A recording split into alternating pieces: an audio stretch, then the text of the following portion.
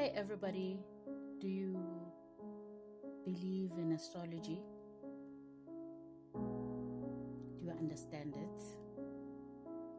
If you are on the ancestral path, how does it affect you? How does it affect the ancestors? What do the ancestors say about astrology?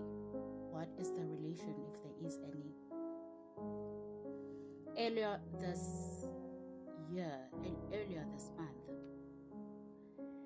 it was so amazing how astrologers just came out all excited about this transit. They were saying that Pluto is finally leaving the cardinal signs, so Aries, Capricon, Cancer, and Libra, and it's moving on to Aquarius, and it has been there for the last 15 years. Now, why is this important? It's important because Pluto is the planet of transformation, of destruction, of death, of intensity, but it's also about power and wealth. Notice how they say plutocracy, when they mean the conglomerate companies that make billions, that run the world. That is the planet that is for that. That is the energy behind that kind of power and wealth domination. Anyway, so the astrologers, they came out all excited. I'm seeing all this in my For You page, and I'm like, that's interesting. Death and destruction, I know a bit about that. So I looked into it. So it turns out that since 2008, this planet has been in my sign for the last 15 years.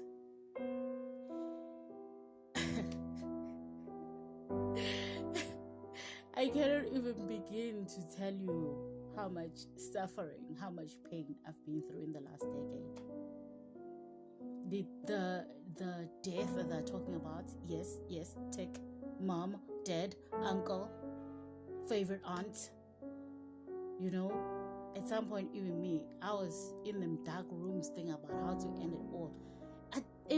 Lost everything, lost my entire life as I knew it. It was like somebody just came and threw a grenade on my life, and the building came down like it was nothing. The building that was my life.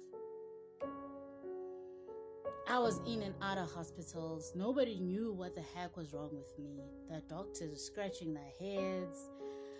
I moved around a lot. I had a baby in the midst of all that drama.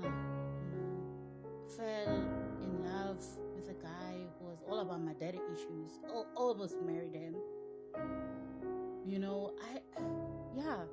Got Sangoma initiated. Everything just like, I was like, I don't know myself anymore. I don't know. But somehow in everything that's been happening, I feel like there's something very primal happening to me. Some of my abilities, they feel very, very instinctual, very primal, like it comes from somewhere else and not my brain. And as an air sign, I'm an overthinker, like I process everything. But this time, it came out of me, So anyway, according to astrologers, the ancestral influence is only limited to the fourth house, the house of family, of home, of your roots. In the natal chart, which basically is a snapshot of the cosmos, of the cosmos, when you were born, the exact time you were born, showcases this 12 areas of life, and the fourth house, which is where, according to astrology, is where the ancestors have the most influence.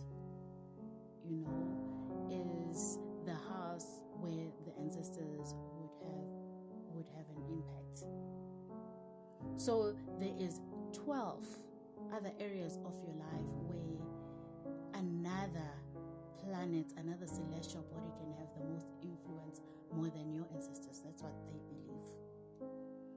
And to be quite honest, I believe it. Like, I believe it. Finally, if I was not a believer anymore, I believe it. Because this planet in my sign almost killed me. It almost killed me. Like, I can't even begin to tell you how much I was smelling death. So anyways, having looked into that, I also discovered that there's also another generational transit that has more of an impact in our spirituality, and it's been that way for the last 14 years, and that is Neptune, which is currently in the sign Pisces. Neptune is the planet of psychic power, of dreams. According to Greek mythology, Neptune was the god of the sea, so your cosmic consciousness is where Neptune will play. Pisces itself is also an influence, a vibe, a dreamy vibe, a mystical vibe. Like, it's like a fairy, it is also a very spiritual sort of sign. So now, for the last 14 years, Neptune has been playing house in Pisces, and everybody in the world has been feeling it. Suddenly, in 2011, which is said is when Neptune entered Pisces, suddenly everybody became spiritual. The world over. It wasn't just us here in South Africa, it wasn't just us. It was everybody. Suddenly, everybody was meditating. Everybody was using crystals, was using sage, was exploring their traumas, was doing shadow work. In South Africa, how we interpreted that somehow is that it is about our ancestors, and most of us, we entered the world of sangomas, the world of prophets looking for answers, and a lot of us ended up with the beads.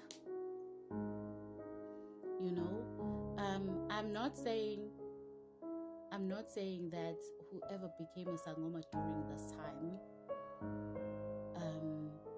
wasn't supposed to go down the path. I'm just saying that in the cosmos, there was an influence, a planetary influence that caused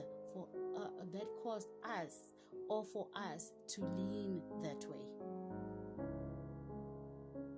The dreams that we kept on having, all of us, it was Neptune, or it is Neptune, and we're going to be in that sort of station, or that transit until 2026.